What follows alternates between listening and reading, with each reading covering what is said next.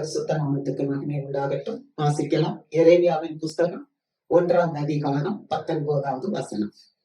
அவர்கள் உனக்கு விரோதமாக யுத்தம் பண்ணுவார்கள், ஆனாலும் உன்னை மேற்கொள்ள மாட்டார்கள். தேவ பிள்ளைக்கு விரோதமா என்ன காரியங்கள் வந்தாலும் அவங்க மேற்கொள்ள மாட்டாங்க. தேவ பிள்ளைங்க தான் ஜெயம் எடுப்பாங்க. ஆமென். ஏன்னா தேவ பிள்ளைகளோடு கர்த்தர் இருக்கிறார். உங்களை ரட்சிக்கும்படி நான் உங்களுடனே இருக்கிறேன் என்று கர்த்தர் சொல்லுகிறார். ஆமென். இந்த வார்த்தையை எரேமியா தீர்க்கதரிசிட்ட ஆண்டவர் பேசுறார். எரேமியாட்ட சொல்றாரு, நான் உன்கிட்ட ஒரு வார்த்தையை சொல்றேன், நீ போய் அதை பேசு அப்படின்னு சொல்றாரு. அப்ப எரேமியா சொல்றாரு, நான் பேச அறியாத சிறு பிள்ளையா இருக்கிறேன் அப்படின்னு சொல்றாரு. அல்லேலூயா. நான் பேச அறியாத சிறு பிள்ளையா இருக்கிறேன் அப்படின்னு சொல்லும் போது ஆண்டவர் சொல்றாரு, நீ உன்னை சிறு பிள்ளை என்று சொல்லாதே, நான் உன்னிடத்துல சொல்றத நீ போய் பேசு. நல்ல கவனிங்க, ஆண்டவர் தான் வார்த்தை பேசுறாரு. இந்த இடத்துல பேசும்போது நம்ம தொட பண்ணணும். ஆண்டவர் சத்தத்துக்கு கீழ்ப்படியணும். ஆண்டவர் சொல்ற, நான் சொல்றேன் நீ போய் பேசணும் போது எரேமியா சொல்றா, நான் சிறு பிள்ளை அப்படின்னு சொல்றார்.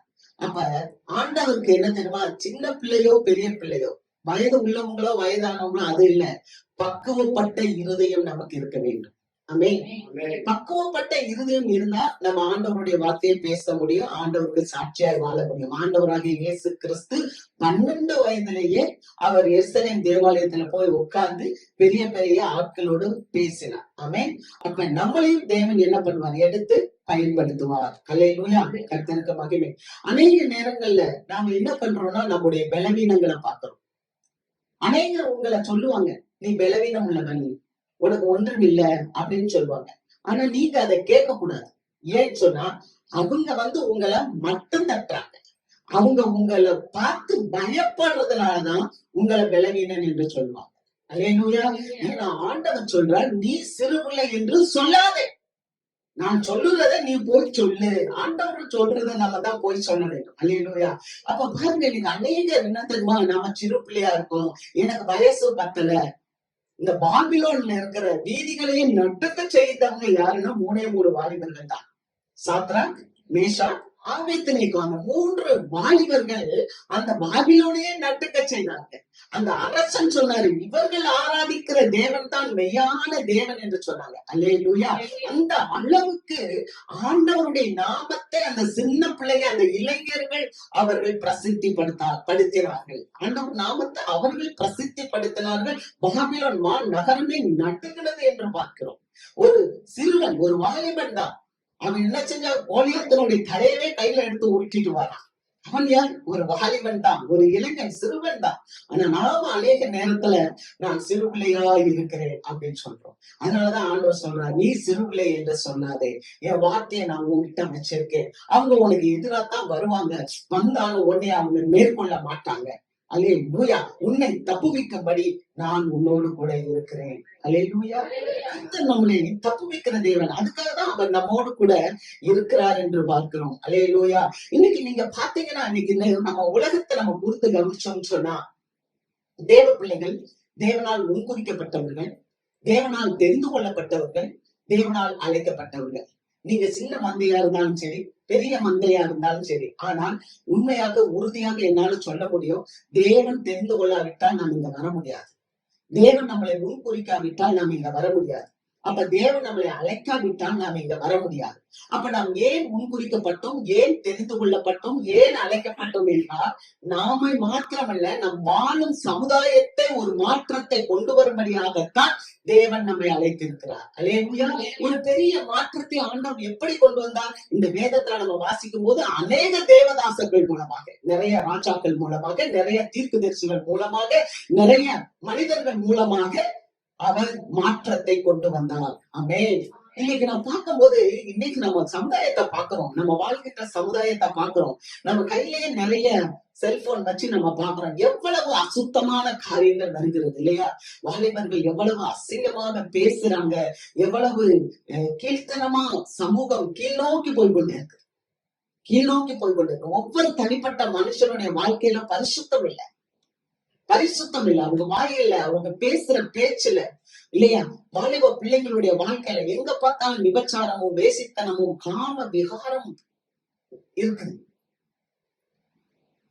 எல்லாமே ஐடியல் வர்ஷிப் இருக்கு. இப்படிப்பட்ட ஒரு சமூகத்துல நம்ம வாழ்ந்து கொண்டிருக்கும் போது நம்மையும் நம் குடும்பத்தையும் நம்முடைய பிள்ளைகளையும் நம்முடைய பிள்ளைகளின் பிள்ளைகளையும் நாம் பாதுகாக்க வேண்டும் என்றால் நாம் கிறிஸ்துவுக்கு ஒரு நல்ல நற்கந்தகமாக இருக்க வேண்டும். நாம் ஆண்டவருக்காக வாசலை வீசுகிறவர்களாக இருக்கிறோம். அப்பதான் நம்மளுடைய குடும்பம் பாதுகாக்கப்படும், நம்முடைய பிள்ளைகள் பாதுகாக்கப்படுவார்கள். அல்லேலூயா. நம்ம வாசிக்கலாம் பாருங்க, 2 தீமோத்தேயு புஸ்தகம் 2வது அதிகாரம் 22வது வசனத்தை நம்ம வாசிக்கலாம்.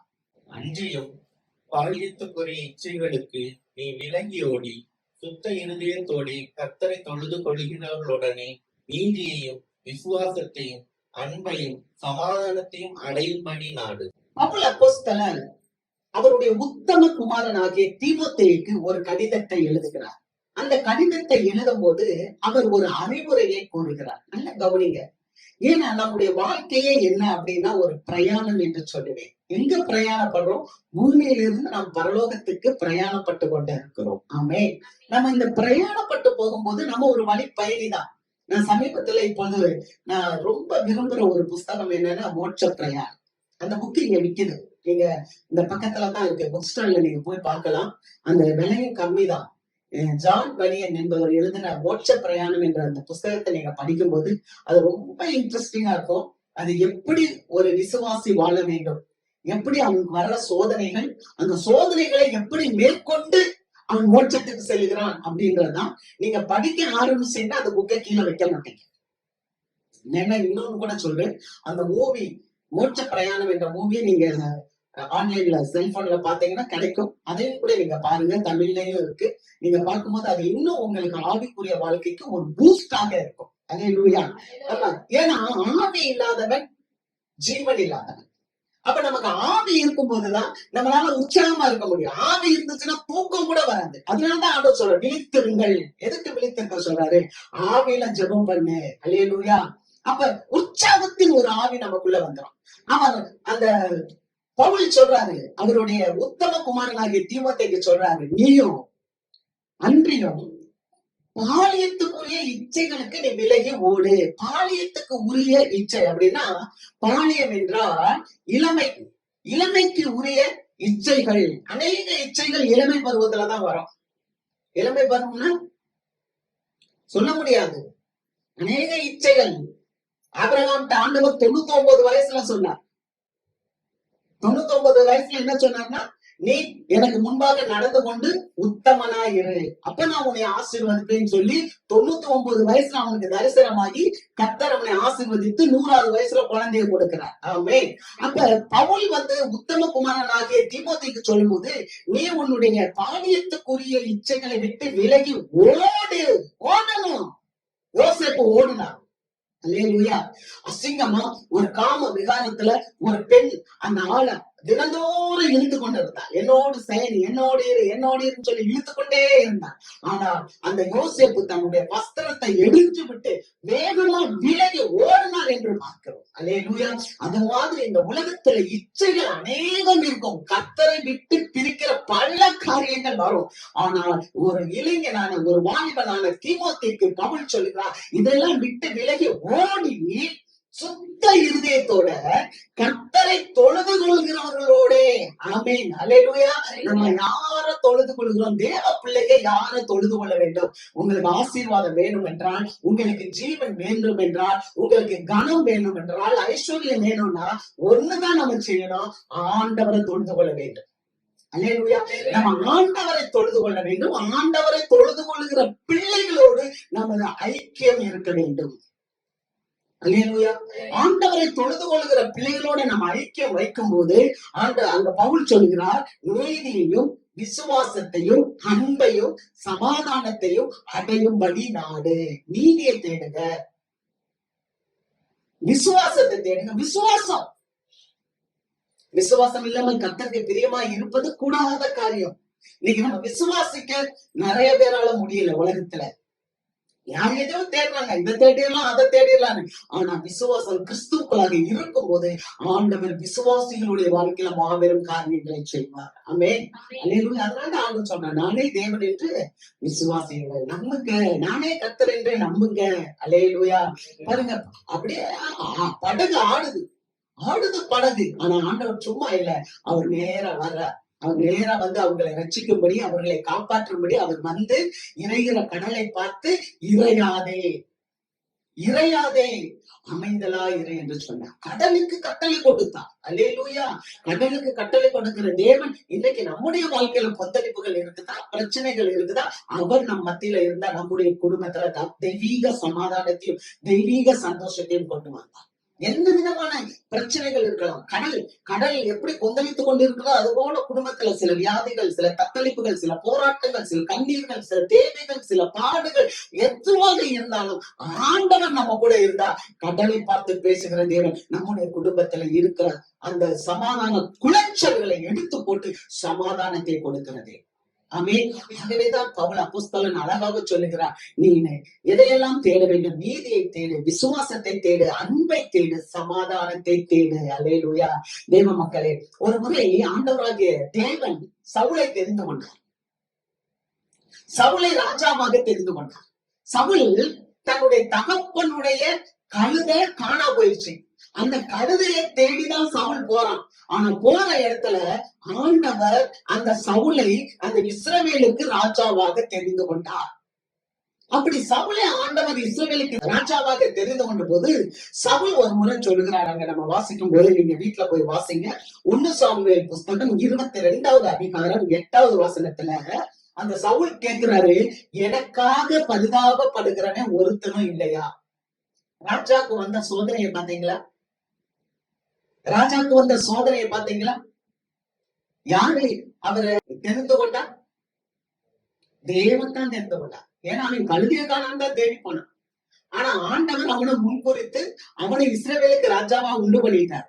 ஆனா அங்க 1 சாமுவேல் 22:8 வாசிக்கும் போது, நீங்கள் எல்லாரும் எனக்கு விரோதமாக கட்டுப்பாடு பண்ணி கொண்டது என்ன?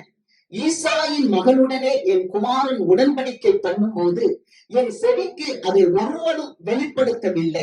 எனக்காக பரிதாபப்பட்டு என் செவிக்கு அதை வெளிப்படுத்த உங்களில் ஒருவனாகிலும் இல்லையா? ஒரு ராஜா கேட்கிறான், எனக்காக பரிதாபப்பட்டு என் நாட்டுல நடக்கிற அந்த காரியங்களை என் காதுக்கு சொல்ல உங்கள்கிட்ட யாருமே இல்லையான்னு கேட்கிறான். காரணம் என்ன தெரியுமா? ராஜாதான், இஸ்ரவேலின் ராஜாதான், தேவனால் தெரிந்து கொள்ளப்பட்ட ராஜாதான். ஆனா அந்த ராஜாவுடைய காரியம் சரியா இல்ல. ஆண்டவரை அவன் சரியாக தேடவில்லை.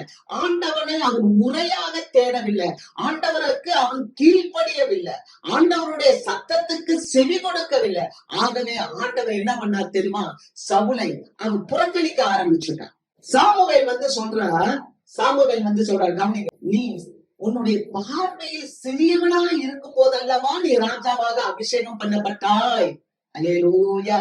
சாமுவேல் வந்து சொல்றாரு ராஜாட்ட, எப்ப ராஜா, நீ வந்து உன்னுடைய பார்வைக்கு நீ சிறியவனா இருக்கும் போதல்லவா நீ ராஜாவாக அபிஷேகம் பண்ணப்பட்டாய். நம்ம வாழ்க்கையில எப்பயுமே தாழ்ந்து இருக்க கற்றுக்கொள்ள வேண்டும். அவர் பெருகணும், நம்ம தாழ்மையா இருக்கணும். இன்னைக்கு நமக்கு பேசுறா, நம்முடைய தேவைக்காக பேசுறா, நம்மளை தாழ்த்தணும். என்ன தெரியுமா? அந்த சவுல் வந்து சிறுமையா இருந்தான், ஒண்ணு இல்லாம இருந்தான். ஆண்டவர் அவன் அப்படியே குப்பையில இருக்கிற அவனை தூக்கி ராஜாவா ஆக்கிட்டார், உயர்த்திட்டார். இப்ப இவன் முரட்டாட்டம் பண்றான், நான் நல்லா வந்துட்டேன். இப்ப என்ன, நல்லா வந்த உடனே சவுல் இந்த வார்த்தை எனக்கும் தான், இமானுவேலுக்கும் தான், இங்க இருக்க நம்ம எல்லாருக்கும். எல்லாருமே நம்மளை வந்து தாழ்த்த கத்துக்கணும். கர்த்தருக்கு பயப்படுற பயம் இருக்கணும். நம்ம சிறியவனா இருக்கணுமா? நீ சிறியவனா இருக்கும் போது அல்லவா உனக்கு ராஜாவா கொடுத்தேன் அப்படின்னு சொன்னா, நல்ல கவனிங்க, நீ சிறியவனா இருக்கும்போது நம்மளதான் நம்ம அளக்கணும். நம்ம மற்றவங்களை அளக்க வேண்டாம். நான் என் பார்வையில எப்படி இருக்கேன் ஆண்டவரே, நான் என்ன தாழ்த்தி இருக்கிறேனா, நான் உம்முடைய நாமத்தை மகிமைப்படுத்தும்படி என்னை எவ்வளவாய் ஒடுக்கிறேன். அல்லேலூயா. நம்ம கர்த்தர்கிட்ட நம்ம தாழ்த்தி நம்மளை அடக்கும் போது ஆண்டவர் நம்மளை பெருசா உயர்த்துகிறார். ஆமென். நமக்கு சிறியவனா இருக்கும்போது நமக்கு எவ்வளவு ஆசீர்வாதம், சிறியவங்களா இருக்கும்போது எவ்வளவோ நம்ம காரியங்களை செஞ்சோம். இன்னைக்கு நம்ம கொஞ்சம் வசதியா ஆயிட்டோம், பெரியவங்களா ஆயிட்டோம், ஆனா நிறைய காரியங்கள் நம்மளால செய்ய முடியாம இருக்கு. காரணம் என்ன? நானே யோசிக்கிறேன், எவ்வளவு காரியங்கள் சிறியமா இருக்கும்போது எவ்வளவு காரியங்களை கர்த்தருக்காக செய்யப்பட்டோம். ஆனா இன்னைக்கு ஏன் நம்மளால செய்ய முடியல? எது தடுக்குது? ஏதோ ஒரு காரியம் நம்முடைய ஆசீர்வாதத்தை தடை பண்ணி கொண்டு இருக்கிறது. அந்த ஆசீர்வாதத்தை தடைபடுகிற காரியத்தை கர்த்தர் தகர்த்தெறியும்படிதான் ஆண்டவராகிய தேவன் நம்மோடு கூட இருக்கிறார். உன்னை ரட்சிக்கும்படி நான் உன்னோடு கூட இருக்கிறேன்னு சொன்னா, எந்த இடத்துல நமக்கு ஆசீர்வாதம் தடைபட்டு கொண்டு இருக்கிறதோ அதை அடைக்கும்படி இன்னைக்கு ஆண்டவர் நமக்கு காரியங்களை பேசி கொண்டு இருக்கிறார். அல்லேலூயா.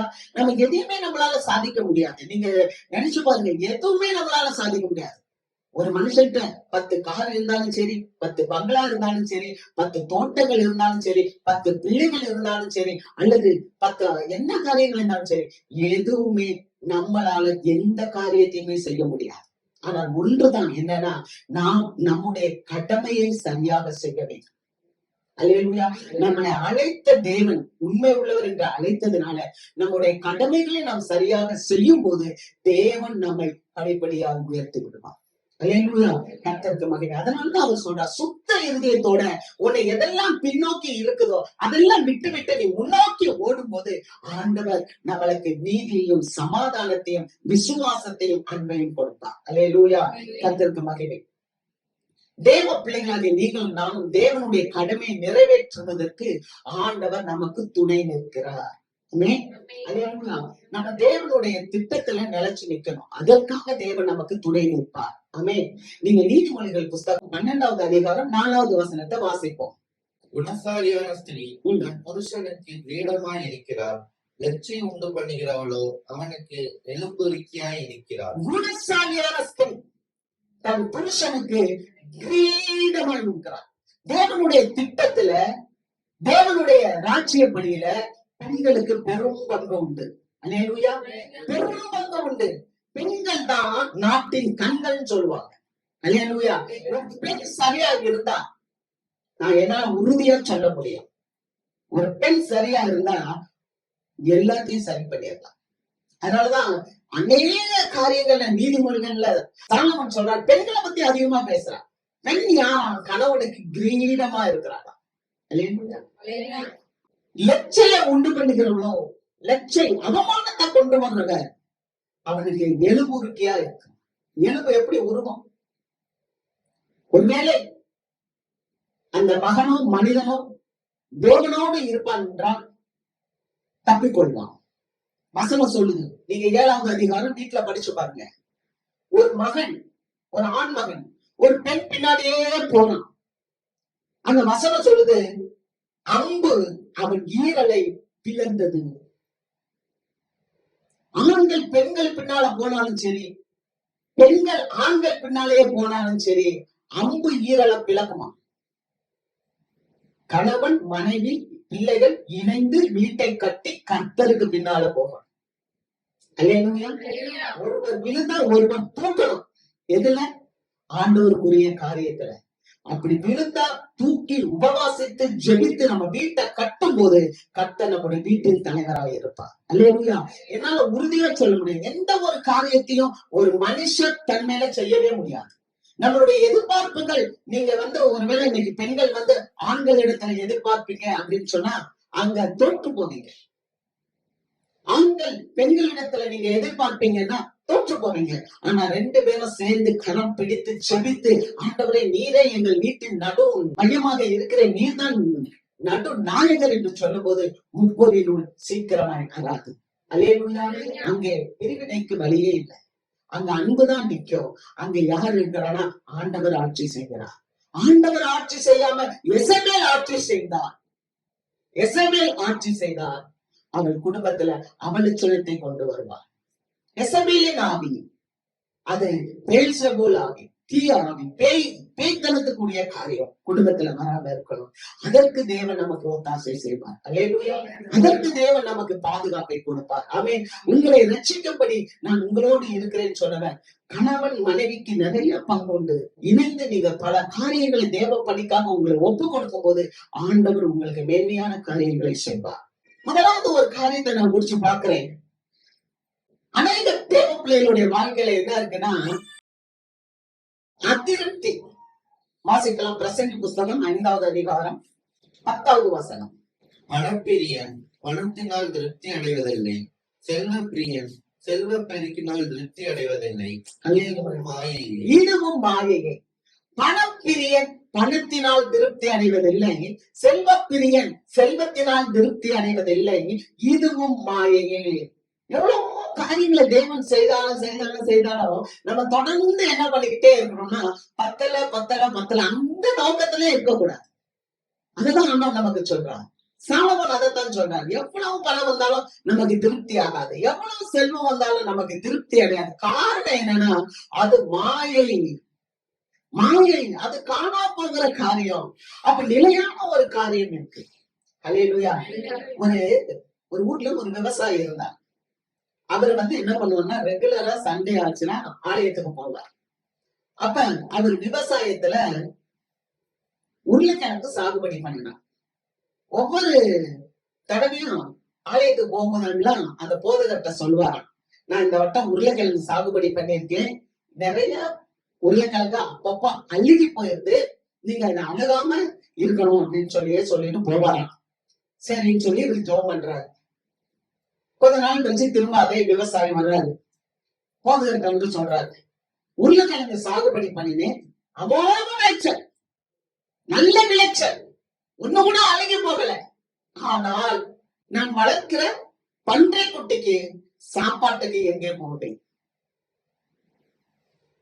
சொல்ற விளங்குதான். அழுகி போன உருளைக்கிழங்கு எல்லாம் பன்றி குட்டிக்கு போட்டேன், பன்றி குட்டி சாப்பிட்டுச்சு. ஆனா ஒவ்வொரு தடவையும் போதகர்கிட்ட சொன்னேன். இப்ப போதகர் நல்லா ஜெபிச்சாரு, அழுகவே இல்லை, எல்லாம் அமோக விளைச்சல், நல்ல விளைச்சல். இப்ப போதகர்கிட்ட என்ன கேக்குறாங்க, பன்றிக்குட்டிக்கு ஆகாரத்துக்கு எங்க போகுது? அப்படி என்றால் எப்போதுமே குறையதான் நம்ம பார்க்கிறோம். ஆண்டவர் பிளஸ் பண்ணாலும் குறைதான், குறையா இருந்தாலும் குறைதான்றோம். அப்ப நம்மளுடைய வாழ்க்கையில நமக்கு என்ன வேண்டும் என்றால் திருப்தி வேண்டும். அல்லேலூயா.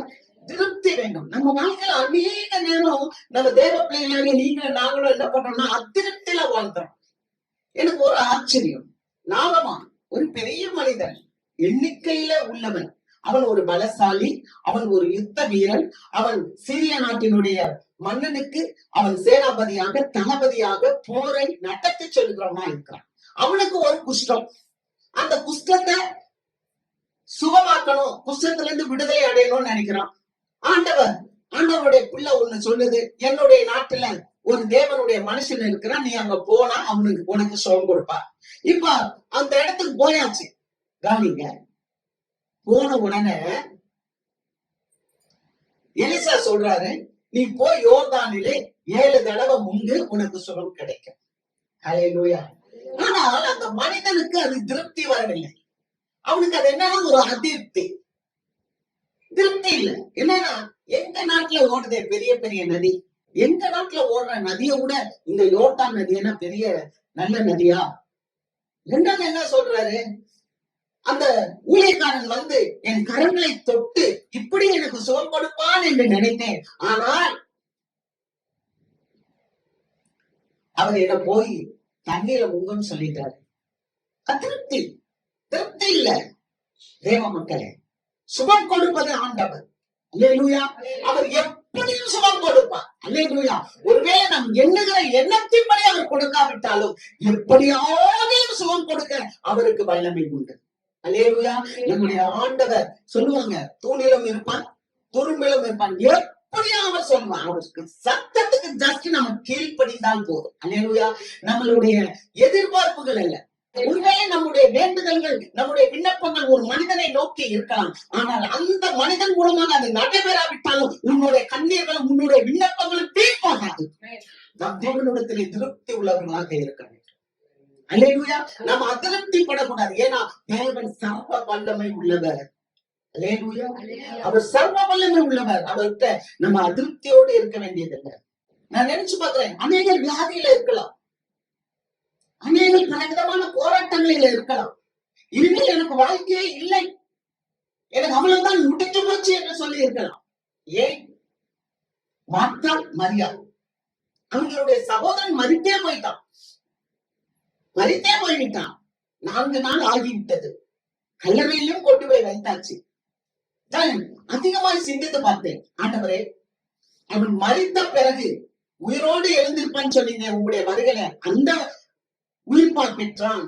இல்லை, மரித்தவன் உயிரோடு எழுந்து ஆண்டவரோடு அமர்ந்து போஜனம் பண்ணினான். மரித்தவன் உயிரோடு எழுந்து இயேசுவோடு அமர்ந்து விருந்து பண்ணினாங்க. மரியா விருந்து பண்ணினாங்க. கர்த்தருக்கு ஸ்தோத்திரம். அப்படி என்றால் உங்களுடைய வாழ்க்கையில ஏதோ ஒரு காரியம் இதோட நான் மீட்டு வர முடியாது என்ற ஒரு அதிருப்தியில இருப்பாய் என்றால், நம்முடைய ஆண்டவராகிய தேவன், உயிர்ப்பிக்கிற தேவன், உன்னுடைய கண்ணீரை துடைக்கிற தேவன், உன் மன விருப்பத்தை உனக்கு செய்து கொடுக்கிற தேவன், அவர் இன்றும் உயிரோடு இருக்கிறதுனால் அந்த தேவனை நாம் திருப்தியாக ஏற்றுக்கொள்ள முடியும். அல்லேலூயா, அல்லேலூயா. நீ விசுவாசித்தால் தேவனுடைய மகிமையை காண்பா என்றுதான் இயேசு சொன்னார். அல்லேலூயா. அதனாலதான் அந்த விசுவாச பட்டியலில் அவர் சொல்லும் போது அந்த உத்தம குமாரனாகிய அந்த தீமோத்தேயுக்கு சொல்றார், நீ விசுவாசத்தை, அன்பை, சமாதானத்தை அடையும்படி நாடு. அல்லேலூயா. வாழ்க்கையில நம்ம விசுவாசத்தை விட்டு விடக்கூடாது. ஏனென்றால் நாம் விசுவாசித்திருக்கிறவர் இன்னார் என்பதை அறிய வேண்டும். தேவ பிள்ளைகளுக்குள்ள அந்த உற்சாகம் பற்றி எரிய வேண்டும். என்ன தெரியுமா? நான் ஆராதிக்கிற தேவன் மரணத்தை ஜெயித்தவர். மரணமே உன் கூர் எங்கே, பாதாளமே உன் ஜெயம் எங்கே என்று சொல்லி மரணத்துக்கு அதிகாரியான பிசாசானவனை தன் மரணத்தினாலே ஜெயித்து இன்றைக்கும் இயேசு உயிரோடு இருக்கிறார். அவர் நன்மை செய்கிறார். அல்லேலூயா. நம்ம ஏன் அதிருப்தி அடைய வேண்டும்? அவர்தாமே சோதிக்கப்பட்டு பாடுபட்டதினாலே சோதிக்கப்படுகிறவர்களுக்கு உதவி செய்ய வல்லவராயிருக்கிறார். உதவி செய்ய அவர் வல்லவராய் இருக்கிறார். அவர் நேற்று இன்று வைக்கும் மாறாத தேவன். அல்லேலூயா. அவர் மகிமை உள்ள தேவன். அந்த தெய்வத்தை நம்ம நல்ல திருப்தியோட ஜெபிக்கணும், திருப்தியோட ஆராதிக்கணும். எப்போது நமக்குள்ள ஒரு முறுமுறுப்பு, ஒரு முறையிடுதல் அப்படின்ற ஒரு அதிருப்தி நம்ம வாழ்க்கையில் இருக்கக்கூடாது. என் தேவன் எனக்காக யாவையும் செய்து முடிப்பார். அவர் எதை செஞ்சாலும் நல்லா செய்வார். ஆமென். வாசிக்கலாம். ஏசாயா புஸ்தகம் 55வது அதிகாரம் 2வது வசனம். நீங்கள் அப்பம் அல்லாததற்காக பணத்தையும் திருப்தி செய்யாத பொருளுக்காக உங்கள் பிரயாசத்தையும் செலவழிப்பானேன். நீங்கள் எனக்கு கவனமாய் செவி கொடுத்து நலமானதை சாப்பிடுங்கள்.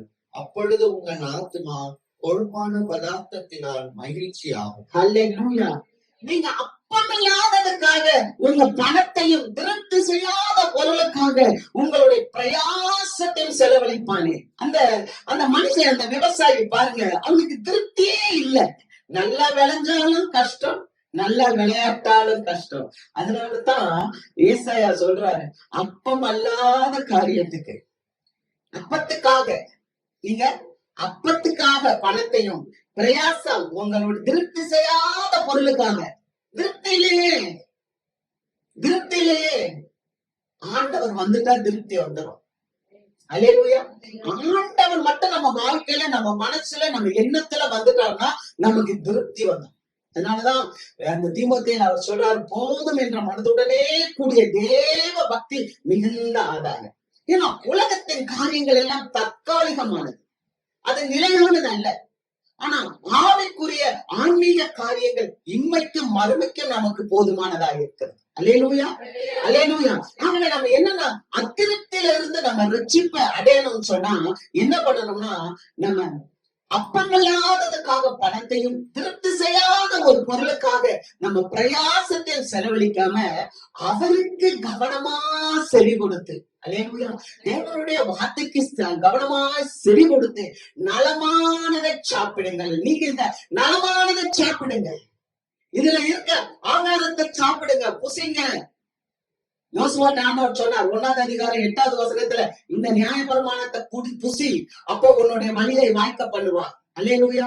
எரேமியா சொன்னார், நான் இந்த 15வது அதிகாரத்துல இந்த நியாயப்பிரமாண புஸ்தகத்தை எல்லாம் நான் புசிக்கிறேன், அது எனக்கு மகிழ்ச்சியா இருக்கு, எனக்கு சந்தோஷமா இருக்கு சொன்னார். அல்லேலூயா.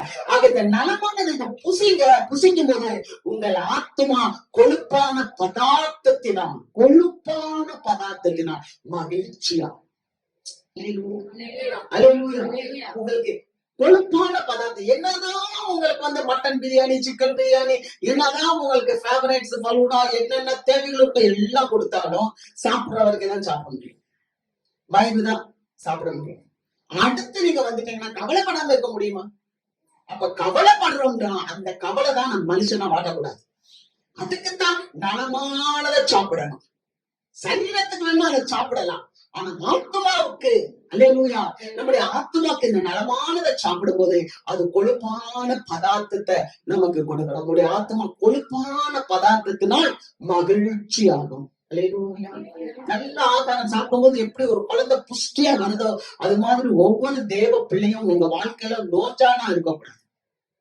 நோஞ்சானா இருக்கக்கூடாது. தேவனுடைய வார்த்தையை வாசித்து இங்க வர வார்த்தையை கேட்டு கேட்டு அதை எடுத்து கொழுப்பான நல்ல ஒரு மகிழ்ச்சியா ஒரு பதார்த்தத்தை உண்டு பண்ணது போல நம்ம ஆத்மா செழிக்க வேண்டும். 2வது காரியம் நம்ம வாசிப்போம். 1 தீமோத்தேயு புஸ்தகம் 6வது அதிகாரம் 3, 4, 5. ஒருவன் நம்முடைய கர்த்தராக இயேசு கிறிஸ்துவின் ஆரோக்கியமான வசனங்களையும் தேவ பக்திக்கேற்ற உபதேசங்களையும் ஒப்புக்கொள்ளாமல் வேற்றுமையான உபதேசங்களை போதிக்கிறவன் ஆனால் அவன் இருமாப்புள்ளவனும் ஒன்றும் அறியாதவனும் தர்க்கங்களையும் வாக்குவாதங்களையும் பற்றி நோய் கொண்டவனுமாய் இருக்கிறான். அவைகளாலே பொறாமையும் சண்டையும் தூஷணங்களும் பொல்லாத சம்சயங்களும் உண்டாகி கெட்ட சிந்தையுள்ளவர்களும் சத்தியம் இல்லாதவர்களும் தேவ பக்தியை ஆதாய தொழில் என்று எண்ணுகிறவர்களுமாய் இருக்கிற மனுஷர்களால் உண்டாகும் மாறுபாடான தர்க்கங்களும் பிறக்கும். இப்படிப்பட்டவர்களை விட்டு வில்லது. அல்லேலூயா. இன்னைக்கு இன்னொரு காரியத்தை சொல்ல, உன்னை ரட்சிக்கும்படி நான் உன்னோட இருக்கிறேன். இன்றைக்கு இந்த கடைசி காலத்துல ஒரு பெரிய காரியங்கள் குழப்பங்கள் நமக்கு நடந்துகிட்டு இருக்கு. அத அழகா பவுல் தீமோத்தேயுக்கு எழுதும் போது சொல்லி காமிக்கிறார். பாருங்க, 6வது அதிகாரத்துல 3, 4, 5 வசனத்தை வாசிக்கும் போது அங்க சொல்றாரு, கர்த்தராகிய இயேசு கிறிஸ்துவினுடைய ஆரோக்கியமான வசனத்தை தேவ பக்திக்கு ஏற்ற உபதேசத்தை ஒப்புக்கொள்ளாமல் வேற்றுமையான உபதேசத்தை போதிக்கிறாங்க.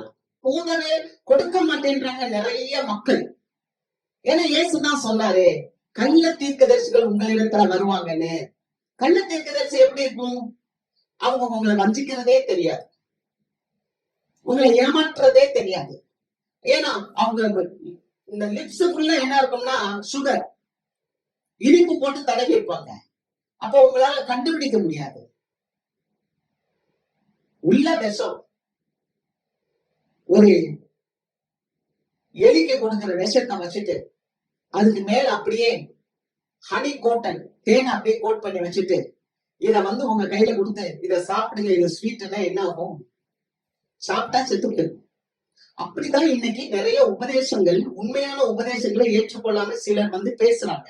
அத பவுல் அழகா தீமோத்தேயுக்கு சொல்லி கொடுக்கிறார், நீ எப்படி பேசணும் அப்படின்னு சொல்லி கொடுக்கிறார். அடுத்து பாருங்க, வேற்றுமையான உபதேசங்களை பேசுகிறவனானால் அவன் இருமாப்பு உள்ளவன், ஒன்றும் அறியாதவன், தர்க்கங்களையும் வாக்குவாதங்களையும் பற்றி நோய் கொண்டவன். ஒண்ணுமே அறியாம, அவனுக்கு தெரியாது சத்தியம்னா என்னன்னு தெரியாது, ஒண்ணுமே தெரியாது. நீங்க தீமோத்தேயுல போய் பாத்தீங்கன்னா 1வது அதிகாரம் 7வது வசனத்துல சொல்லப்பட்டிருக்கு. அப்ப ஒன்றும் அறியாதவங்க, அவங்களுக்கு அது தெளிவு இருக்காது. நீங்க போய் சொன்னா நம்ம கிட்ட தர்க்கம் பண்ணுவாங்க, எடுத்து வாதாடுவாங்க. அப்படிப்பட்டவங்கள்ட்ட நம்ம இருக்கக்கூடாது. அல்லேலூயா. அவங்க எப்படிப்பட்டவங்கன்னா அவங்க நோய் கொண்டவர்கள். அவங்க என்னதுன்னா நோய் கொண்டவர்கள். அவங்களுக்கு சத்தியம், உண்மை சத்தியம் தெரியாது, அவங்களுக்கு ஆரோக்கியமான வசனம் தெரியாது. அதனால பவுல் பயங்கரமா தீமோத்தேயுக்கு சொல்றாரு, அவன் யாருன்னா அவன் நோய் கொண்டவன் சொல்றாரு. அடுத்து என்ன சொல்றாருன்னா, அவனுக்கு என்ன வரும்னா பொறாமை வரும். அவனுக்கு என்ன வரும்னா பொறாமை வரும். 2வது காரியம் அவனுக்கு என்ன வரும்னா அவன் சண்டை பண்ணுவான். 3வது அவன் என்ன பண்ணுவான்னா தூஷிப்பான். 4வது பொல்லாத சம்சயங்கள் உண்டாகும். பொல்லாத சம்சயம்னா ஐயப்பாடு. அப்படி ஒரு ஐயப்பாடுன்னு சொல்லுவாங்க இல்லையா, அதை குறிச்சு ஒரு அச்சம், ஒரு ஐயம் அப்படி இருக்கும். இவங்க கூட எல்லாம் நீங்க சேராதீங்கன்னு, நீ சேரக்கூடாதுப்பா அப்படின்னு பவுல் தனிப்பட்ட ரீதியில தன்னுடைய உத்தம குமாரனுக்கு பேசுறான். அப்ப இந்த பொறாமை அப்படின்றது ஏன் வருது? பொறாமைன்றது ஏன் வருது அப்படின்னு சொன்னா, உண்மை உள்ளவங்களுக்கு, நல்லா கவனிங்க, உண்மை உள்ளவங்களுக்கு பொறாமை வராது. எதுக்கு பொறாமை வரணும்? நான் மட்டும் மண்ணுல செஞ்சிருக்கேன், என்னை மட்டும் ஆண்டவர் மண்ணுல படைச்சிட்டு மற்றவங்க எல்லாம், நான் பொறாமை பண்ணல யாரோ ஒருத்தர், நான் பொறாமை பண்ணல யாரோ ஒருத்தரை பார்த்து அவங்க ஆண்டவர் அப்படியே தங்கத்துல செஞ்சு வச்சுட்டாங்க. என்ன மட்டும் ஆண்டவர் தங்கத்துல செஞ்சு வச்சுட்டு மத்தவங்க எல்லாம் ஆண்டவர் மண்ணுல செஞ்சுட்டாரு. எதுக்கு பொறாமை வரணும்? ஆமே, எல்லாரும் மண்ணு தானே. அல்லேலூயா. ஆனா ஏன் இவங்க பொறாமை பண்றாங்கன்னா, அவங்க கிட்ட தவறான உபதேசங்கள் இருந்துச்சுன்னா பொறாமை வரும், சண்டை வரும், உங்களை தூஷிப்பாங்க. அப்ப பொறாமை என்பது ஒரு மோசமான ஒரு குணம். ஏன்னா பொறாமையோ என்றால் எலும்புருக்கி அப்படின்னு சொல்லப்பட்டிருக்கு. அவர் சொல்றாரு, ஞானி சொல்றாரு, பொறாமையோ என்றால் எலும்பு பூரா சாப்பிட்டோம். பொறாமை வந்துச்சுன்னா நம்ம குண்டாவே இருக்க முடியாது. அப்படியே எலும்ப ஃபுல்லா மச்சையெல்லாம் சாப்பிட்டுரும் பொறாமை. அப்படி வெந்து அவங்கள பாரு இப்படி ஒருத்தர் இருந்தா. யாரு இருந்தா தெரியுமா? தாவீது கோலியாத்தோட தலைய அப்படியே வெட்டி எடுத்துட்டாரு. எடுத்துட்டு வந்த உடனே அந்த எருசலேம்ல இருக்க எல்லா ஜனங்களும் சேர்ந்து சவுல் கொன்றது 1000, தாவீது கொன்றது 10,000 பேரை கொண்டாடணும்னு இவனுக்கு ரொம்ப மனசுக்கு வெப்ராளமா இருக்கு. யாருக்கு? சவுலுக்கு. நான் ராஜா. ஆனா இந்த எருசலேம் குமாரத்திகள், அதை எப்படி பாருங்களேன், எருசலேம் குமாரத்திகள் இருக்கு. பொம்பளைங்கெல்லாம் இப்படி பாடுறா எப்படி இருக்கும் அந்த ராஜாக்கு? சவுல் கொன்றது 1000 தான், தாவீது கொன்றதோ 10,000 சொன்னா அவருக்கு எப்படி இருக்கும்? உடனே அவருக்கு கோபம் வருது, அவருக்கு பொறாமை வருது. அவருக்கு அன்னையில இருந்து தாவீத காய்மரமாக பார்த்தார். ஏன்னா அவர் சொல்றாரு, இந்த ஈசாயின் மகனுக்கு இவ்வளவு பெருமையா, இந்த ஈசாயின் மகனுக்கு இவ்வளவு உயர்வா, இவனுக்கு ராஜாங்கம் மட்டும்தான் குறைவா இருக்கு. அதாவது என்ன, நான் ராஜா, ராஜாங்கம் என்னுடையது, இவனை இப்படி பாடுறாங்க, இவங்களுக்கு ராஜாங்கம் மட்டும்தான் குறையா இருக்கு இவனுக்கு அப்படின்னு அவன் வெற்றிப்படுறான். அப்படி பட்ட உடனே பாருங்க, ஆண்டவன் அவனுக்குள்ள பொல்லாத ஆவியை வரவிட்டார். அடுத்த வசனம் இருக்கு, நீங்க வீட்டுக்கு போய் படிச்சு பாருங்க. அவனுக்குள்ள பொல்லாத ஆவியை வரவிட்டார். யாருக்குள்ள? சவுல் ராஜாக்குள்ள பொல்லாத ஆவி வந்துச்சு. அப்ப பொறாமை என்பது எலும்புருக்கி. பரவப்படக்கூடாது. நமக்கு சந்தோஷம் தானே, மற்றவங்களை கனப்படுத்துறாங்கன்னு நம்ம என்ன பண்ணணும்? சந்தோஷப்படணும். அல்லேலூயா. மற்றவங்க உயர்த்தி பேசுறாங்களா, சந்தோஷப்படணும். ஆமென். அல்லேலூயா. பொறாமைப்படக்கூடாது. ஏன்னா எல்லாருமே சகோதரர்கள் தானே, எல்லாருமே சகோதரிகள் தானே. அல்லேலூயா. நம்ம சபையில மாத்திரம் இல்ல, நம்ம வெளியில போற இடங்கள்லயும் வேலை ஸ்தலத்திலையும் நமக்கும் மற்றவங்களுக்கும் என்ன இருக்க வேண்டும்னா வித்தியாசம் இருக்க வேண்டும். அல்லேலூயா. அல்லேலூயா. ஏன்னா பொறாமைப்படுறோம்னு சொன்னா நமக்குள்ள வீக்னஸா இருக்கும், நம்ம வீக்கா இருக்கும். அப்ப இந்த காரியத்துல இருந்து ரட்சிப்பு கொடுக்கதான் தேவன் நமக்கு வந்திருக்கிறார். அல்லேலூயா. நம்ம எப்போதுமே மற்றவர்களை கனப்படுத்தும் போது நம்ம சந்தோஷப்பட்டா நம்ம மனது என்னவாகும்னா மகிழ்ச்சி அடையும். நான் யோசித்து பாக்குறேன், மோசே திக்குவாங்க, மோசே ரொம்ப பெரிய காரியங்களை மோசே செய்தார், செங்கடலையே பிளந்தார். அல்லேலூயா. அந்த ஜனங்களை மீட்கும்படி 10 வாதிகளை அனுப்பி அந்த இஸ்ரவேல் ஜனங்களை எகிப்திலிருந்து வெளியே கொண்டு வந்தவர் மோசே. அல்லேலூயா. வனாந்தரத்துல ஜெபித்து அவங்களுக்கு எல்லாம் காடைகளை எல்லாம் கொடுத்தவர் மோசே தான். அல்லேலூயா. அதே மாதிரி எலியாவை பாத்தீங்கன்னா, எலியா ஒரு பாடுள்ள மனுஷன், ஒரு பாடுள்ள மனுஷன் தான். ஆனா அந்த உயிரோட பிள்ளைகளை எழுப்புறார். அவன் சாரிபாத்தின் வீட்டுல போய் சாப்பிடும் போது அந்த குழந்தை மறிச்சு போச்சு, அந்த குழந்தைய உயிரோட எழுப்பி கொடுத்தவர் எலியா. வானத்துல இருந்து அப்படியே அப்படியே இறக்கி அப்படியே அந்த வலியை பட்சிக்க செய்தவர் எலியா. எல்லா ஜனங்களும் வணங்கும் போது இவர் ஒருவர் மாத்திரம் கர்த்தரே தேவன் என்று சொன்னவர் எலியா. அல்லேலூயா. அப்படிப்பட்ட எலியா அப்படிப்பட்ட பெரிய காரியங்கள் எல்லாம் செஞ்சார் இல்லையா. ஆனா யோவான் ஸ்நானகனை பாத்தீங்கன்னா அற்புதமே செய்யல. யோவான் ஸ்நானகன் புதிய ஏற்பாட்டுல எலியாவின் ஆவியை பெற்றவன் என்றுதான் சொல்லப்பட்டிருக்கு. ஆனால் எலியாவின் ஆவியை பெற்ற யோவான் ஸ்நானகன் அற்புதம் செய்யல. நீங்க கவனிங்க, உள்வாங்க, இதுக்கும் நமக்கு ஆவிக்குரிய சாப்பாடு. இது ஆவிக்குரிய சாப்பாடு. உங்க வாழ்க்கையில துன்பங்கள், துயரங்கள், கஷ்டங்கள் வரும்போது இந்த வார்த்தை அப்படியே உங்கள்கிட்ட பேசும். அப்ப இந்த யோவான் ஸ்நானகன் இந்த மோசேயை போனவோ இந்த எலியாவை போனவோ அற்புதங்கள் செய்யல. ஆனா அவர் என்ன சொன்னார் தெரியுமா? நான் சிறுகவும் அவர் பெருகவும் வேண்டும். அல்லேலூயா. அல்லேலூயா. அவர் சொன்னார், நான் சிறுக வேண்டும் அப்பா, என் இயேசு எனக்குள் பெருக வேண்டும் அப்படின்னு சொல்லும் போது இயேசுவானவர் அவரை கனப்படுத்துகிறார். என்ன சொன்னார் தெரியுமா? ஸ்திரீகளில பிறந்தவங்கள யோவான் ஸ்நானங்கள் போல பெரிய தீர்க்கதரிசி ஒருவனும் இல்லை என்று இயேசுவால் புகழப்பட்டவர் இந்த யோவான் ஸ்நானகன். அல்லேலூயா. நம்ம எவ்வளவா நம்மளை தாழ்த்துக்கிறோமோ, நம்ம பொறாமப்படாம நம்ம பாட்டுக்கு நம்ம என்ன செய்யணுமோ அதை செய்து போகும்போது கர்த்தர் நம்மை கனப்படுத்துவார். அல்லேலூயா. நம்மளையே உயர்த்த வேணாம். தன்னைத்தானே உயர்த்துகிறவன் தாழ்த்தப்படுவான். ஆமென். தன்னைத்தான் தாழ்த்துகிறவன் உயர்த்தப்படுவான். அவன் தாழ்த்தினார், தான் சிறுக வேண்டும், இயேசுவை நீர் பெருக வேண்டும் என்று அவன் தாழ்த்தின போது இயேசுவானவர் சொன்னார், யோவான் ஸ்நானகன் தான் ஸ்திரீகள் பெற்ற பிள்ளைகளிலே பெரிய தீர்க்கதரிசி இந்த யோவான் தீர்க்கதரிசி என்று சொன்னார். அல்லேலூயா. கர்த்தருக்கு ஸ்தோத்திரம். நாமளா போய் சில ஆசீர்வாதங்களை தேடுவதை காட்டிலும் ஆண்டவருடைய சமூகத்தில் நம்ம விட்டு நம்ம எதெல்லாம் இருக்கக்கூடாதோ அதை ஒழிக்கும் போது ஆண்டவர் நம்மளை உயர்த்துவார். அல்லேலூயா. கர்த்தருக்கு மகிமை. மத்தேயு 27:17 பொறாமையினாலே அவரை ஒப்பு கொடுத்தார்கள் என்று பிலாத்து அறிந்து. இயேசுவை எப்படி எதனால ஒப்பு கொடுத்தாங்க தெரியுமா? சிலுவையை அறைய பொறாமையினாலே. அறிந்தார். இந்த உலக அரசன் அறிந்திருந்தான். என்ன தெரியுமா? பொறாமையினாலதான். இயேசுவானவர் தீமையே செய்யல. இயேசுவானவர் நன்மை செய்கிறவராய் சுற்றி தெரிந்தார். இயேசுவானவர் நல்லது மட்டும்தான் செய்தார். ஆனா பொறாமப்பட்டு இயேசுவ சிலுவையில ஒப்பு கொடுத்தத அந்த உலகத்துல வாழ்ந்த அந்த நாட்டினுடைய அந்த அதிபதி அறிந்து கொண்டான். அதனாலதான் அவங்க இன்னைக்கு அநேக நம்மளும் கூட நல்ல காரியங்களை யோசிக்கிறோம். லூசிபருடைய வேலையை என்ன தெரியுமா? நான் கனமடையணும், நான் மேன்மை அடையணும், நான் பெருமையா இருக்கணும், நான் உயர்ந்து இருக்கணும், நான் அதிகாரம் செலுத்தணும். இதெல்லாம் லூசிபருடைய ஆவி. லூசிபருடைய ஆவி. வாசிக்கலாம் ஏசாயா புஸ்தகம் 14வது அதிகாரம் 15வது வசனம்.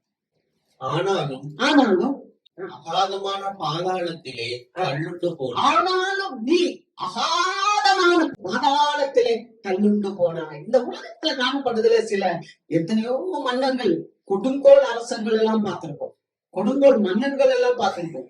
இடியமின்ற ஒரு மன்னன் எல்லாம் ஏற்கனவே நான் உங்களுக்கு சொல்லியிருக்கேன். அவங்க எல்லாம் அப்படியே பெண்களை கொண்டு என்னென்னமோ காரியங்கள், எப்படியோ அந்த மேன்மை, அவங்களுடைய மேன்மை, அவங்களுடைய ஆளுகை, அவங்களுடைய அதிகாரம், அவங்களுடைய பதவி, அவங்களுடைய உயர்வு எல்லாமே எங்க போச்சுன்னா பாதாளத்துக்கு தான் போயிருக்கு. புழு அரிச்சுக்கிட்டு இருக்கு இப்போ. அல்லேலூயா. ஆக நாம தேவ பிள்ளைங்க கர்த்தரிடத்துல வரும்போது நான் சிறுகணும், நீர் பெருகணும். ஆமென். அந்த எண்ணத்துல வரும்போது தேவன் நம்மளை உயர்த்துவார். நான் பாருங்க, பொறாமை வரவே கூடாது. அந்த பொறாமைனாலதான் இயேசு கிறிஸ்துவன் என்ன பண்ணாங்க? சிலுவையில் அடிக்க ஒப்பு கொடுத்தாங்க. அந்த அருமையான தேவ பிள்ளைகள் நமக்குள்ள இருக்கிற முதலாவது இருக்கிற அதிருப்தி, அதை எடுத்து போட்டுடணும். திருப்தியா இருக்க கத்துக்கொள்ளணும். நம்ம கிட்ட இருக்க பொறாமையை எடுத்து போடணும். பொறாமை வர்றதே பெருமைனாலதான் வருது. பெருமை நமக்குள்ள வந்துருச்சுன்னா மற்றவங்களை அங்கீகரிக்க முடியாது. பொறாமை நமக்குள்ள ஏன் வருதுன்னா, பெருமை வந்துச்சுன்னா தான் மற்றவங்களை ஏற்றுக்கொள்ள முடியாது. ஆனா தேவ பிள்ளைங்க நான் விசுவாசிக்கிறேன், நம்ம தாழ்மையானவர்கள். அல்லேலூயா. இன்னும் நம்மளை தாழ்த்தும் போது தேவன் நம்மளை யோவான் ஸ்நானகன் எப்படி உயர்த்தினாரோ அது போல சபையை உயர்த்துவார். அல்லேலூயா. மூன்றாவது ஒரு காரியம் வாஸ்தவம் நிறைய செய்வோம். வாசிக்கலாம் 1 ராஜாக்கள் புஸ்தகம் 19வது அதிகாரம் 4-5 வசனம். அவன் வனாந்தரத்தில் ஒரு நாள் பிரயாணம் போய் ஒரு சூறை செடியின் கீழ் உட்கார்ந்து தான் சாக வேண்டும் என்று கோரி, போதும் கர்த்தாவே, என் ஆத்மாவை எடுத்துக்கொள்ளும், நான் என் பிதாக்களை பார்க்கலாம் நல்லவன் அல்ல என்று சொல்லி ஒரு சூறை செடியின் கீழ் படுத்துக் கொண்டு நித்திரை பண்ணினான். அப்பொழுது ஒரு தூதன் அவனை தட்டி எழுப்பி, எழுந்திருந்து போஜனம் பண்ணு என்றான். அல்லேலூயா. பாருங்க, ஒரு சூறை செடிக்கு கீழே போய் எளிய படுத்து கிடக்கிறார் மிகப்பெரிய தீர்க்கதரிசி. அவரை குறிச்சு பார்க்கும்போது அவர் பாடுள்ள தீர்க்கதரிசின்னு தான் இருக்கு. ஆனா அவர் சொன்னாதான் மழை பெய்யும். அல்லேலூயா. அவர் சொன்னா மழை நிக்கும். ஆமென். அப்ப அவ்வளவு வல்லமை பெற்றவர். அவர் மரித்தோரை எழுப்புறாரு. ஒரு பெரிய ராஜாக்கு முன்னால போய் பேசுறாரு. ஆண்டவருடைய சத்தத்தை அப்படியே கேட்டு அவர் எங்கெல்லாம் போச்சோடாரோ, கேரி தாத்துக்கு போச்சோன்னா அங்க போய் ஒளிஞ்சுக்கிறாரு. சாமிபத்து வீட்டுக்கு போனா அங்க போய் உட்கார்ந்துக்கிறாரு. எப்படி நல்லா வந்து 450 பாகால் தீர்க்கதரிசிகளுக்கு எல்லாம் போட்டு தள்ளின மனுஷன் தான் இந்த எலியா. ஆனா ஒரு நாள் என்ன ஆயிடுச்சுன்னா, அவருக்கு தைரியம் போயிடுச்சு. அதைரியம் ஆயிட்டாரு. மனச்சோர்வு வந்துருச்சு. சில நேரங்கள்ல நம்ம வாழ்க்கையில அதைரியம் வரக்கூடாது, மனச்சோர்வு வரக்கூடாது. அல்லேலூயா. மனச்சோர்வுன்றது நமக்கு வரவே கூடாது. ஆமென். அல்லேலூயா. ஆமென். நல்ல மனச்சோர்வு ஒரு பிள்ளை கீழே தள்ளிடும். எவ்வளவு பெரிய காரியத்தை செய்த இந்த எலியா மனச்சோர்வு வந்த உடனே, போதும் ஆண்டவனே, போதும், என் முற்பிதாக்களை பார்க்கல நல்லவன் அல்ல, என் ஜீவனை எடுத்துக்கொள்ளும். எப்படி? ஒரு பெண்ணுக்கு பயந்து, ஒரு எஸ்எம்எல் என்ற ஒரு பெண் அவ சொன்னா, நாளைக்கு நான் அவன் தலையை எடுத்துருவேன்னு சொன்னான். உடனே இந்த இவ்வளவு பெரிய தீர்க்கதரிசி பயந்துட்டான். இன்னைக்கு நம்ம பயப்படுறோம். மனிதனுடைய வார்த்தைகளை கேட்டு பயந்து விடுகிறோம். மனிதனுடைய காரியங்களை பார்த்து நம்ம பயந்து விடுகிறோம். நமக்கு ஒரு அதைரியம் வந்துருது. அது நடக்கும் போது பார்த்துக்கலாம்ன்ற அந்த தைரியம் நமக்கு வரமாட்டேங்குதே. அல்லேலூயா. பயப்படுத்துறதுக்கு உங்களுடைய எதிராளியான பிசாசு கர்ஜிக்கிற சிங்கம் போல வகை தேடி உன்னை மனச்சோர்வு உண்டாக்கணும், உனக்கு அதைரியத்தை கொண்டு வரணும், பயத்தை கொண்டு வரணும். ஒருத்தர் நிக்கலாம். இந்த மனுஷன் அவ்வளவு காரியத்தை செஞ்சவரு சோர்ந்து போயிட்டாரு. அவருக்கே அந்த நிலைமை. உடனே என்ன சொல்லிட்டார் தெரியுமா? போகும் ஆண்டவரே, நான் என் முற்பிதாக்களை பார்க்கல நல்லவன் அல்ல, என் ஜீவனை எடுத்துக்கொள்ளும். பதஷ்டப்பட்டு ஜெபம். இன்னைக்கு நம்மளாம் அப்படி ஜெபிக்கிறோம். பதஷ்டப்பட்டு ஜெபம். அவர் ஜெபிச்ச ஜெபம் 3000 வருஷம் ஆச்சு. இந்த ஜெபத்துக்கு எப்போ பதில் உண்டு தெரியுமா? உபத்திரவ காலத்துல திரும்ப வந்து பிறப்பார். அல்லேலூயா. உபத்திரவ காலம், மகா உபத்திரவ காலம் வரப்போது. அப்ப வந்து இவர் பிறந்து அதற்கப்புறம் இவர் மறிக்க வேண்டும். ஆனா இப்ப எப்படி போனார் தெரியுமா? அவர் அப்படியே சுழல் காற்றுல எடுத்துக்கொள்ளப்பட்டார். ஆனால் அவர் ஜெபம், நீதிமான் செய்கிற ஊக்கமான ஜெபம் மிகவும் பலமுள்ளதாக இருக்கு. பார்த்து ஜெபிக்கணும். பதஷ்டப்பட்டு ஜெபிக்க கூடாது. கண்மூடித்தனமா ஜெபிக்க கூடாது. அநேக பெற்றோரை நான் பார்த்திருக்கிறேன். கண்மூடித்தனமா ஜெபித்ததற்கு இன்னைக்கு அவர்கள் எவ்வளவு பலனை அறிந்து கொண்டிருக்கிறார்கள் என்று பார்க்கிறேன். ஏகப்பட்ட பெற்றோர்கள் உங்கள் பிள்ளைகளுக்காக, உங்க குடும்பத்துக்காக, உங்களுடைய தனிப்பட்ட வாழ்க்கைக்காக நீங்கள் ஜெபிக்கும் போது மிகவும் எச்சரிக்கையா, பாதுகாப்பாய் நீங்கள் ஜெபிக்க வேண்டும். ஏனென்றால் கர்த்தர் நம்மை அவருடைய இரத்தத்தினால் கழுவி இருக்கிறபடினாலே, நீங்களும் நானும் நீதிமன்றமாக்கப்பட்டிருக்கிறதுனாலே நம்முடைய ஜெபத்திற்கு வல்லமை உண்டு. அல்லேலூயா. ஜெபிக்கிற ஜெபத்துக்கு வல்லமை உண்டு என்பதை நான் விசுவாசிக்கிறேன். நம்ம பார்த்து ஜெபிக்கணும். சோழச்செடியில போய் உட்கார்ந்து ஜெபிச்சா கடைசி அவர் முடிவு என்ன? 3000 வருஷம் ஆனாலும் இனிமேல் அவர் வந்து பிறக்கத்தான் செய்யும். அதே சமயத்தில் பாருங்க, ஒரு மனிதன் இருந்தான். அந்த மனிதன் தனக்குத்தானே திடப்படுத்திக் கொண்டான். அல்லேலூயா. அவனுக்கு பல சோர்வுகள் வந்தது. தாவீதுக்கு பல சோர்வுகள். அவனோடு இருக்கிறவர்கள் கல்லெடுத்து எரிய போனாங்க. கல்லை எடுத்துக்கொண்டார்கள், கற்களை எடுத்துக்கொண்டார்கள், அவனை எரிய போனாங்க. அவங்களே யார் தெரியுமா? தாவீதினால் நன்மை பெற்றவர்கள், தாவீதினால் போஷிக்கப்பட்டவர்கள். தாவீது அவருக்கு கடன் கொடுத்திருக்கிறார். எல்லாம் பெற்றுக்கொண்டு கற்களை தூக்கி கொள்ளும்போது தாவீது தன்னுடைய தேவனாகிய கர்த்தருக்குள் தன்னைத்தானே திடப்படுத்திக் கொண்டான்.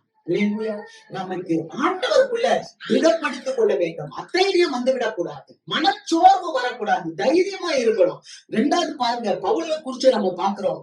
பவுல் ரோமாபுரியில போய் ஆண்டவருடைய வார்த்தையை மகிமைப்படுத்தணும், ஆண்டவருக்கு சாட்சியா நிக்கணும். ஆண்டவரே சொன்னாரு, நீ ரோமாபுரியில போய் எனக்காக நீ சாட்சி சொல்லணும்னு சொன்னாரு. ஆனா கப்பற் பிரயாணத்துல பல கஷ்டங்களை மேற்கொண்டார்.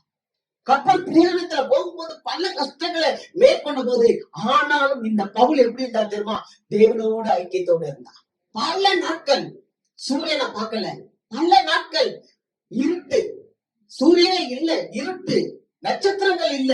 அப்படி ஒரு கடல் பயணம். யோசித்து பாருங்க, கடல்ல 11 நாளா 10 நாளா சூரியனும் இல்ல, நட்சத்திரங்கள் இல்ல. எப்படி இருந்திருக்கும்? இருட்டா, எங்க பார்த்தாலும் ரோடா இருந்தா பரவாயில்ல, இறங்கி நடந்து போயிடலாம். ஜலம் ஃபுல்லா சமுத்திரம். ஆனா அப்படிப்பட்ட நேரத்திலும் பவுலோடு கூட தேவன் இருந்தான். பவுல் தன்னைத்தானே திடப்படுத்திக் கொண்டான். தன்னைத்தானே திடப்படுத்தினது மாத்திரமல்ல, தன்னோடு கூட இருந்தவர்களையும் திடப்படுத்தினான். பயப்படாதீங்க, உங்களுக்கு உயிர் சேதம் வராது. பயப்படாதீங்க, உங்களுக்கு உயிர் சேதம் வராது என்பதை அந்த பவுல் அந்த நேரத்தில் திடப்படுத்தினார். அவரோடு கூட 230 பயணிகள் இருந்தாங்க. அவ்வளவு பேருக்கும் நீங்க பயப்படாதீங்க, உங்க ஜீவன் காக்கப்படும் என்று சொன்னார். அந்த மாதிரியே ஆண்டவர் ஜீவனை காத்து கொடுத்தார். அல்லேலூயா. உன்னை ரட்சிக்கும்படி நான் உன்னோடு கூட இருக்கிறேன் என்று சொன்னார். அநேக நேரத்துல வருகிற அதைரியங்களாலும் பயங்களாலும் நம்ம மனச்சோர்வினாலும் நம்மை ஒப்பு கொடுத்துடக்கூடாது. மேற்கொண்டு மேற்கொண்டு கிறிஸ்துவனுடைய பாதுகாப்பு, கிறிஸ்துவனுடைய பராமரிப்பு என்னோடு இருக்குது அப்படின்ற நம்பிக்கையில நாம் செய்ய நடக்கணும். 3 காரியம். 1, அதிருப்தி இருக்கக்கூடாது வாழ்க்கையில. 2வது, எதை பார்த்து நம்ம பராமப்பட வேண்டியதில்லை. நமக்கு பெருமை வரக்கூடாது. அல்லேலூயா. மூன்றாவது ஒரு காரியம், மனச்சோர்வும் அச்சந்தியமும் வரக்கூடாது. அல்லேலூயா. கர்த்தர் பெரிய காரியங்களை செய்வார். ஆமென்.